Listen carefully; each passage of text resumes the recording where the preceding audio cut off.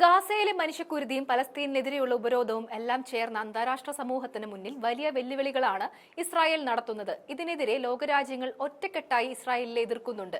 എന്നാൽ അമേരിക്ക ഒപ്പം നിൽക്കുന്നു എന്ന അഹന്തയിൽ വീണ്ടും മനുഷ്യക്കുരുതിയിലൂടെ കടന്നു പോവുകയാണ് ഇസ്രായേൽ. എന്നാൽ ഇതിന് പിന്നാലെ അന്താരാഷ്ട്ര ക്രിമിനൽ കോടതി ചുമത്തിയ അറസ്റ്റ് വാറന്റിൽ ലോകത്തിന് മുന്നിൽ നാണം കെടുകയാണ് ഇസ്രായേൽ പ്രധാനമന്ത്രി ബെഞ്ചമിൻ നെതന്യാഹു.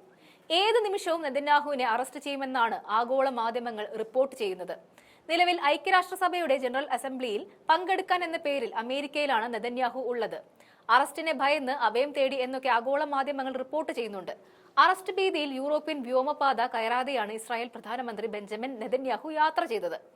ഐക്യരാഷ്ട്രസഭയുടെ ജനറൽ അസംബ്ലിയിൽ പങ്കെടുക്കാനായി അമേരിക്കയിലേക്കുള്ള യാത്രയിൽ നെതന്യാഹുവിന്റെ ഔദ്യോഗിക ജെറ്റായ വിങ്സ് ഓഫ് സിയോൺ പതിവ് പാതയിൽ നിന്ന് മാറിയാണ് സഞ്ചരിച്ചത്.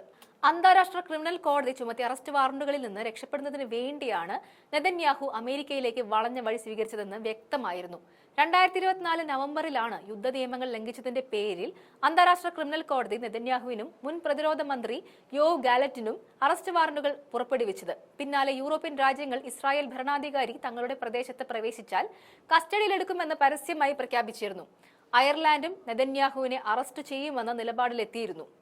അതുകൊണ്ട് തന്നെ ശത്രുപക്ഷത്ത് നിൽക്കുന്ന രാജ്യത്ത് കാലുകുത്തിയാൽ അകത്താകുമെന്ന് നെതന്യാഹുവിന് ഉറപ്പുണ്ട്.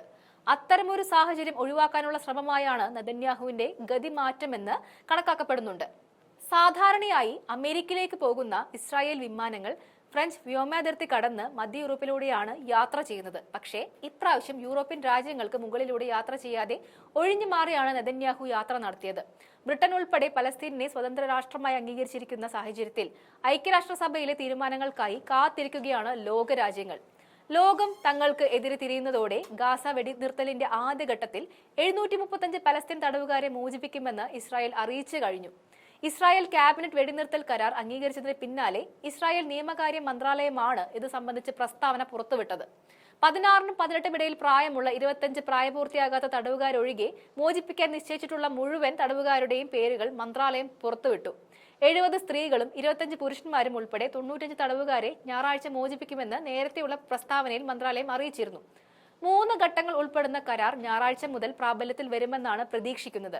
ആദ്യഘട്ടം 6 ആഴ്ച നീണ്ടു നിൽക്കുമെന്ന് റിപ്പോർട്ട്. ഈ സമയത്ത് ഗാസയിൽ തടവിൽ കഴിയുന്ന 33 ഇസ്രായേൽ ബന്ദികളെ ഹമാസ് മോചിപ്പിക്കുവാനും ധാരണയായിട്ടുണ്ട്.